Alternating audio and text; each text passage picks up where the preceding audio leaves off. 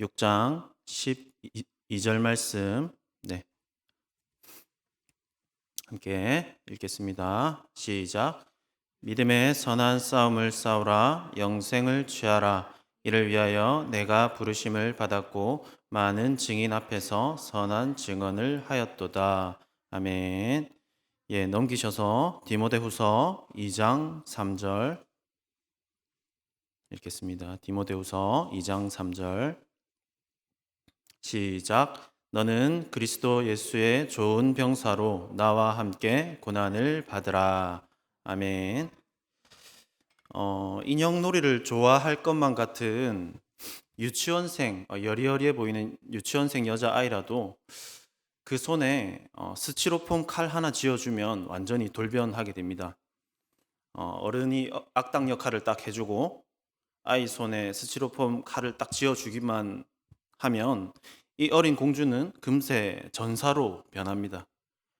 인형에게 자장가를 불러주던 그 조그만 입에서 어찌나 그 우렁찬 괴성이 쏟아져 나오는지, 또한 조금만 놀래켜도 눈물이 흐를 것 같은 그 눈에서는 완전 돌변해서 어떻게 하면 이 괴물을 잘 쓰러뜨릴 수 있을까 하는 그 생각을 하느라 그 눈에 빛이 납니다.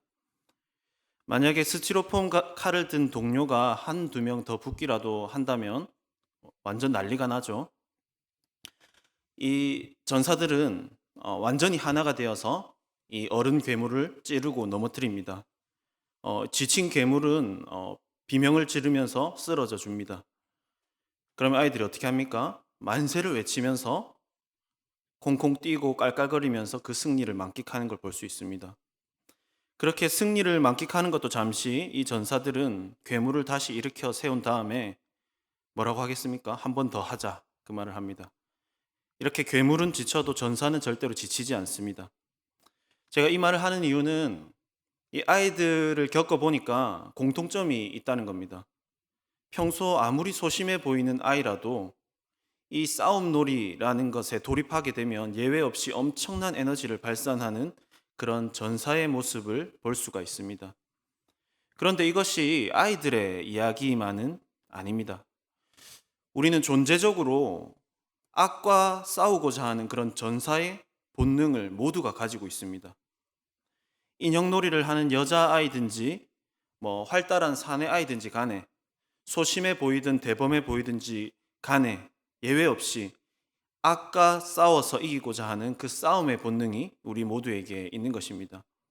청년이든 노인이든 남녀노소 상관없이 우리 안에는 싸우고 승리하는 것에 대한 이 전사의 심장이 있는 것입니다.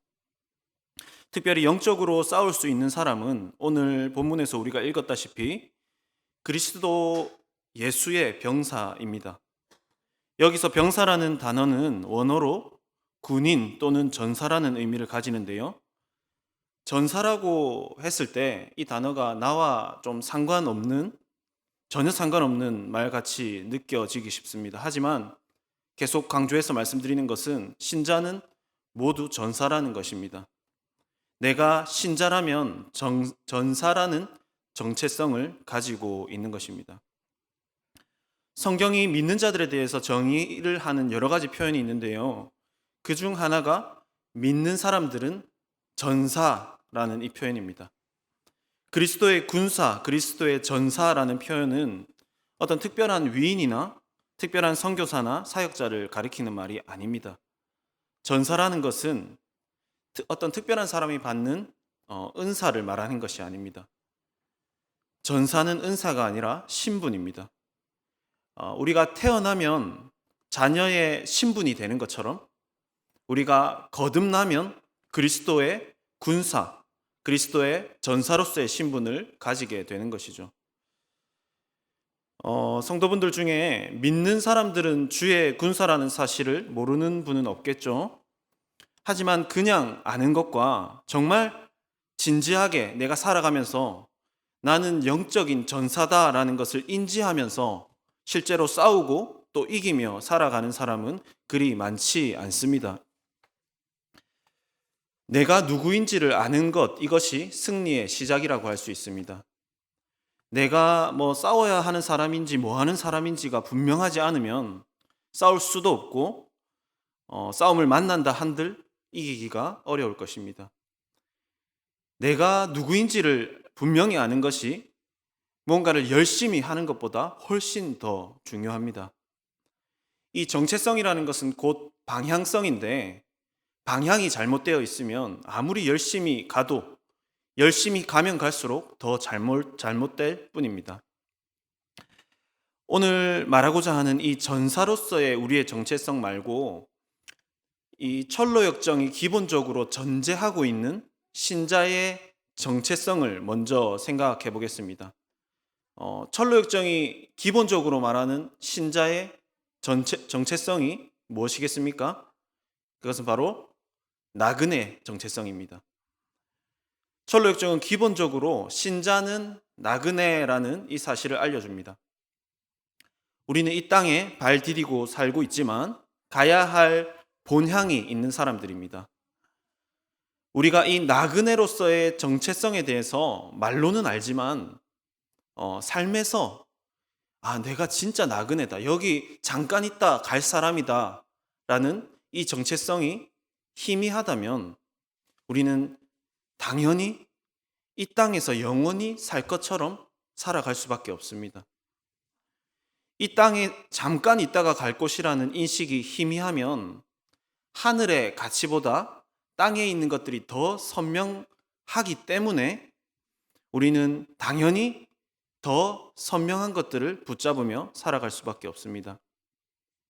하지만 나그네로서의 정체성이 만약에 정말로 우리 삶에서 선명해지면 선명하면 선명할수록 이 땅의 어떤 것들보다 하늘의 가치를 더 붙잡고 살 확률이 높아집니다. 오늘 이 싸움이라는 주제에 맞추어서 제가 표현을 하자면 이 나그네로서의 정체성이 선명하면 선명할수록 땅의 가치와 하늘의 가치가 맞붙어서 싸웠을 때 하늘의 가치가 이길 확률이 훨씬 높아지는 것입니다. 우선 내가 싸움 중인 군사, 전사라는 이 사실을 인지만 우리가 하고 있어도 우리의 승률은 확연히 높아집니다. 다른 모든 것들은 그 다음입니다. 그 다음에 내가 어떻게 싸울지 전략을 세우고 혼자 안 되면 도움을 청하고 이런 것들이 그 다음에 진행되는 것들이지 제일 처음은 내가 지금 싸움 중에 실제로 있는 사람이고 내가 싸울 수 있는 사람이라는 그 인지를 하는 것이 중요합니다. 내가 싸움 중인 군사라는 사실 자체가 우리 삶에서 희미해지면 우리는 백전백패할 수밖에 없는 것입니다. 우리가 믿는 사람이라면 다 군사이고 전사라는 사실을 꼭 기억하시길 바랍니다. 우리가 대단히 어떤 신령하고 특별한 은사를 받고 10시간씩 기도를 하고 이런 사람만 영적인 군사이고 전사인 것이 아니라는 것입니다. 왜냐하면 어차피 이것은 내 힘으로 싸우는 싸움이 아닙니다. 내 능력 때문에 내가 싸울 수 있는 것이 아니라 내 신분 때문에 내가 싸울 수 있고 또 이기면서 살 수 있다는 사실을 잘 아시는 저와 여러분들 되시기를 바랍니다. 오늘 크리스찬이 아볼론 하면 마귀죠. 마귀를 만나서 싸우게 된 이야기입니다. 근데 이 아볼론을 크리스찬이 만나자마자 마귀의 그 위압감이 엄청납니다. 그래서 순식간에 두려움이 크리스찬의 마음을 완전 덮어버립니다. 크리스찬은 마음에 생각하기를 이거 내가 전혀 상대가 안 되겠는데 그냥 내가 죽겠는데 그러한 생각을 하게 됩니다. 그래서 일단 내가 후퇴해야 되나 그런 갈등을 하게 되죠. 하지만 정신을 차리고 생각을 해보니까 크리스찬 자신의 등 뒤에는 아무런 보호 장비가 없습니다. 앞에는 갑옷과 칼과 방패와 투구와 이런 것들이 다 있는데 등에는 아무것도 없습니다. 그래서 자신이 이거 후퇴해야 되겠다 하고 등을 돌리는 순간 이거는 내가 화살을 맞든 칼을 맞든 죽을 수밖에 없다라는 결론을 내리게 됩니다. 내가 뒤로 돌아서는 것보다 맞서 싸우는 것이 최선이라는 결론이 나자 그 처음에 두렵고 당황스러워서 흐리멍텅해졌던 그 눈빛이 완전히 바뀝니다. 더 이상 피할 데가 없다. 이건 싸워야 된다라고 생각했을 때 그 사람의 눈빛은 바뀌게 되어 있습니다. 이게 바로 우리가 잘 아는 배수의 진이라는 것이죠. 배수의 진이 무엇입니까? 이것이 사마천 사기에 나오는 이야기입니다. 한나라의 제후였던 한신은 전쟁을 하는데 자신의 군사가 그죠? 무조건 질 수밖에 없는 전력을 가지고 있다라는 것을 확신하게 됩니다. 그래서 어떻게 하느냐? 일부러 강을 뒤에다가 두고 군사를 진을 배치하게 됩니다.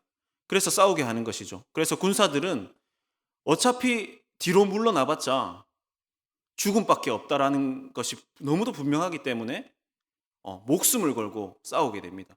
그래서 이거는 도저히 이길 수 없는 싸움이었지만 목숨을 걸고 싸우기 때문에 그 전투력이 엄청나게 올라가서 그 전쟁에서 승리하게 되는 것입니다. 우리 신자가 처음 세상과 마주하고 싸우기 시작하는 것도 이와 같습니다. 이때까지 내 삶을 책임져 준 것만 같은 이 세상의 원리와 마주하고 싸우는 것은 굉장히 무섭습니다. 이때까지 살아온 방식을 내가 버려버리면 굶어 죽을 것만 같습니다. 이때까지 살아온 방식을 내가 버려버리면 내 하고 싶은 것을 하나도 못할 것 같습니다. 이때까지 내가 살아온 그 방식을 버려버리면 내 모든 즐거움이 사라질 것만 같습니다. 이것은 굉장히 두려운 일입니다. 하지만 계속 내가 이렇게 죄의 종노릇하면서 살아가느니, 이렇게 계속 속으면서, 이렇게 사망을 향해서 내가 달려가느니, 내가 죽더라도 세상과 마주하고 하나님께 내 삶을 드리겠다 하면서 세상과 싸우는 이 과정이 있는 것입니다. 신자는 이 과정을 겪었기 때문에 이제 더 이상 세상과 같은 편이 아니라, 세상과 버타며 사는 것이 아니라 세상과 싸우는 사람이 되는 것입니다. 야고보서 4장 4절에서는 세상과 벗된 것이 하나님과 원수됨을 알지 못하느냐 말씀하고 있습니다. 그렇습니다. 우리는 세상과 완전히 붙어 있는 벗이었습니다. 지금 철로 역정의 이야기에 적용하면 우리는 아볼로온의 벗이었고, 더 정확히 말하면 아볼로온의 종이었습니다. 아볼로온이 이 크리스찬을 마주하고 이런 이야기를 합니다. 내가 보니까 너는 내 부하 중에서 하나이구나. 그런데 너는 어찌하여 왕을 배반하고 도망치느냐? 나는 네가 더욱 나를 섬기기를 소망한다. 그렇지 않으면 내가 한 방에 너를 쳐서 거꾸로 때리겠다. 이 아볼로온의 협박에 크리스천이 답합니다. 네가 통치하는 곳에서 내가 태어난 것은 사실이다.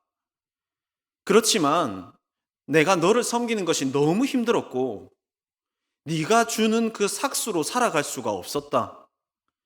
죄의 삭은 사망이기 때문이다. 이렇게 이야기합니다. 세상이 우리를 두렵게 하면서 시키는 대로 살았을 때 우리의 그 얻게 되는 삭이 사망이었다는 것을 신자는 경험적으로 알고 있습니다. 세상이 시키는 대로 하면 주겠다고 했던 것들, 즐거움의 삭, 쾌락의 삭, 여러 가지 삭, 그 모든 것들이 거짓이었다는 것을 우리는 경험적으로 알고 있습니다. 거짓에 속아서 시키는 대로 했는데 그 결과가 얼마나 쓴 것이었고, 내가 세상이 시키는 대로 수고했을 때 그것은 좋은 삭은커녕 죄에 대한 빛일 뿐이었다는 것을 우리가 알고 있습니다. 최근에 제가 기도하다가 이런 생각이 들었습니다. 그래, 내가 정말 잃을 것이 정말 하나도 없는 사람이었다라는 생각입니다. 내가 잃을 것은 고사하고 진짜 절망밖에 없는 인생이었는데 내가 어찌도 이리 큰 은혜를 받았나 하는 생각이 들었습니다. 그러면서 감사가 터져 나왔습니다. 우리가 누군가 출세했을 때 그런 얘기 하지 않습니까? 아, 너 정말 출세했다. 진짜 가진 것 하나 없이 어, 가진 것은커녕 뭐 빚 갚고 있던 애가 이리 부자가 되고 출세했네. 이런 말을 하는 것처럼 우리의 삶은 진짜 절망뿐이었고 거짓된 만족뿐이었던 인생이었는데 또 어떻습니까? 우리가 갚지도 못할 그 죄의 빚을 갚느라고 얼마나 쩔쩔매면서 살았던 인생입니까? 그런 인생이 하나님의 놀라운 복으로 인해서 얼마나 출세를 했습니까? 잃을 것이 하나도 없었던 인생에서 정말로 감사밖에 있을 수가 없는 것입니다. 사랑하는 성도 여러분, 내가 예수 믿기 전에 도대체 어떤 처지에 있었던 사람이었는지를 늘 묵상하시기 바랍니다. 그러면 감사가 터져 나올 수밖에 없습니다. 우리가 세상의 종으로 살면서 세상에 속으면서 살 때에 그 열매들이 어떤 것이었는지 생각해 보시기 바랍니다. 로마서에서 바울이 이렇게 이야기합니다. 너희가 죄의 종이 되었을 때에는 의에 대해서 자유로웠느니라. 너희가 도대체 그때에 너희가 무슨 열매를 얻었느냐? 너희가 잘 알고 있지 않느냐? 이제는 너희가 그 일을 부끄러워하나니 이는 그 마지막이 사망임이라. 우리가 이 세상의 원리에 따라서 살 때에 결국 세상이 약속하는 그 즐거움과 안위와 평안과 기쁨과 만족이 우리에게 있었습니까? 사도 바울이 그래서 묻는 것입니다. 그때에 너희가 잘 알지 않느냐? 너희가 세상 따라 살았을 때 무슨 열매를 얻었느냐? 이제는 너희가 그 일을 부끄러워하나니 그 마지막이 사망임이라. 너무나도 분명하지 않습니까? 이제는 속지 말고 싸우는 우리가 되기를 바랍니다. 세상에 속지 말고 거짓이 없으신 주님께 내 삶을 드렸을 때 우리는 정말로 풍성하고 넘치는 삭슬 받게 될 것입니다. 풍성하신 주님께서 주시는 삭슬 받으면서 사는 저와 여러분들 되시기를 바랍니다. 지난 시간에 아름다운 성, 즉 교회에서 신자가 막 무장이 된다고 그랬습니다. 하나님께서는 영적으로 싸워서 이기는 데 필요한 그 무기를 이 교회에다가 교회의 무기고에 차고 넘치게 준비해 놓으신다고 했습니다. 그런데 무기고에 강력한 무기들로 가득 차 있다 하더라도 챙겨가지 않으면 무슨 소용이겠습니까? 그리고 한 가지 오늘 생각해야 될 것은 이 놀라운 무기들, 진짜 이것을 가지고 싸우면 이길 수 있는 무기들을 챙겨가더라도 우리 생각에 이 무기가 내일 당장 필요할지도 모른다고 생각하면서 무기를 장착하는 사람과 에이 뭐 이거 쓸 일 있겠어 라고 생각하면서 무기를 대충 그냥 담아서 나오는 사람은 이후 완전히 다른 싸움을 할 수밖에 없다는 것입니다. 그렇지 않습니까? 지금 내가 이 무기를 잘 챙겨 놓지 않으면 정말 중요할 때 내가 큰 일을 겪을지도 모른다라는 생각이 있으면 무기를 챙길 때 정말 신중하게 챙기지 않겠습니까? 나에게 내 팔 길이에 맞는 칼을 고르고 칼을 잘 갈아서 썰어도 보고 허리에 차도 보고 그렇게 준비할 것입니다. 제가 처음 군대에 갔을 때 선임들이 처음엔 제가 좀 이해가 많이 안 갔는데 굉장히 중요하게 중시하는 것 중에 하나가 있었는데요. 그것이 바로 군 장비들에 달려있는 뭐 끈 같은 것들 있지 않습니까? 매듭. 그런 것을 완벽하게 깔끔하게 묶어가서 딱 덜렁거리지 않게 정리하는 것을 굉장히 중요하게 그렇게 지시를 했습니다. 그래서 조금만 이제 뭐 덜렁거리거나 뭐 그죠? 배낭 같은 거에 끈이 덜렁거리기만 해도 굉장히 심하게 혼을 내고 그렇게 했던 것이 인상이 남습니다. 왜 이렇게 사소해 보이는 끈 같은 것을 중시했을까요? 만약에 급박한 훈련 상황이나 실제 전시 상황에서 뭐 총에 달린 뭐 끈 같은 게 뭐 덜렁거려서 어디에 뭐 걸리거나 그죠? 넘어지거나 막 총이 떨어지거나 배낭에 막 끈이 풀려서 안에 있는 것들이 다 빠져나오거나 이렇게 되면 그 중요한 순간에 엄청난 낭패를 당할 수밖에 없기 때문입니다. 사실 군인들은 에이 뭐 우리나라 뭐 전쟁도 안 나는데 뭐 뭐 별로 중요하지 않는 것 같고 뭐라 그래 뭐 이러면서 궁시렁대고 말기는 하는데요.